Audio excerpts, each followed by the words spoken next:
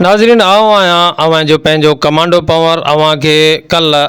लखी वेझो वज़ीराबाद महर हाउस ते थियल कलोड़ा जूणे जा तकरार के हवाले सां तफ़सीलात का आगाह कंदो हलां पियो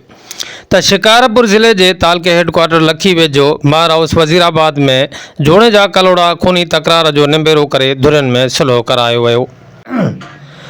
अवां खे ॿुधाईंदा हलूं त मधेजी जे कच्चे वारे इलाइक़े में लॻभॻि 30 सालनि खां जारी जूणे जा कलोड़ा बिरादरियुनि जो खूनी तकरार जेको केतिरनि ई घरनि खे उजाड़े चुको हुयो, आख़िरकार अॻूणे MNA अलाज गौसबख्श ख़ान मार ऐं सरदार ज़ुल्फ़कार ख़ान कमारियो जे कोशिशुनि सां अंजाम ताईं पहुतो। ही तकरार सिर्फ़ ॿिनि धुरियुनि जो न पर पूरे इलाइक़े जे अमन सुकून ऐं ख़ुशहाली जो सवाल बणिजी वियो हुयो। 49 बेगुनाह जानियूं ज़ाय थी चुकियूं हुयूं, जिन मां 46 क़त्लनि जी ज़िम्मेवारी ॿिन्ही धुरियुनि क़बूल कई,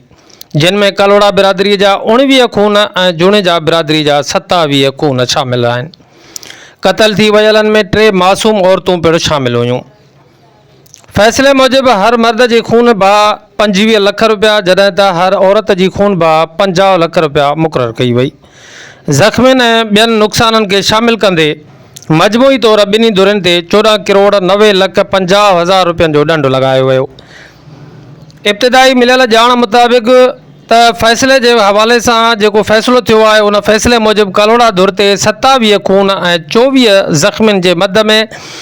8 करोड़ 37 लख 50 हज़ार रुपया ॾंड मुक़ररु कयो वियो, जॾहिं त जूणे जा धुर ते 19 खून ऐं 33 ज़ख़्मी साबित थियण ते 6 करोड़ 54 लख रुपया ॾंड लागू कयो वियो। ॿिए पासे जूणे जा धुर ते अगराई करण जे ॾोह में ॾंड तौर वधीक 1 करोड़ रुपया ॾंड पिणु रखियो वियो। अवां खे ॿीहर ॿुधाईंदो हलां त फ़ैसिले मूजिबि कलोड़ा धुर ते 27 खून ऐं 24 ज़ख़्मियुनि जे मद में 8 करोड़ 37 लख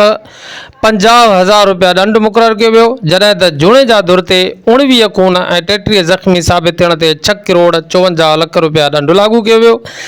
जॾहिं त जूणे जा धुर मथां अगराई करण जे ॾोह में ॾंड तौर ते वधीक 1 करोड़ रुपया ॾंड पिणु रखियो वियो। फ़ैसिले में इलाइक़े जे केतिरनि ई मुअज़्ज़ज़ शख़्सियतुनि, सरदारनि ऐं सियासी अॻुवाननि शिरकत कई, जिन में चीफ सरदार मीर चंगेज़ ख़ान पंवर, सरदार ज़ुल्फ़कार ख़ान कमारियो, सरदार मौज़म अली ख़ान अब्बासी, मोहम्मद ख़ान जुणेजो, MNA शहरयार ख़ान मार, MPA मोहम्मद आरिफ़ ख़ान मार, MNA ख़ुर्शीद अहमद जुणेजो, नजफ़ अली ख़ान कमारियो ऐं ॿिया शरीक हुआ।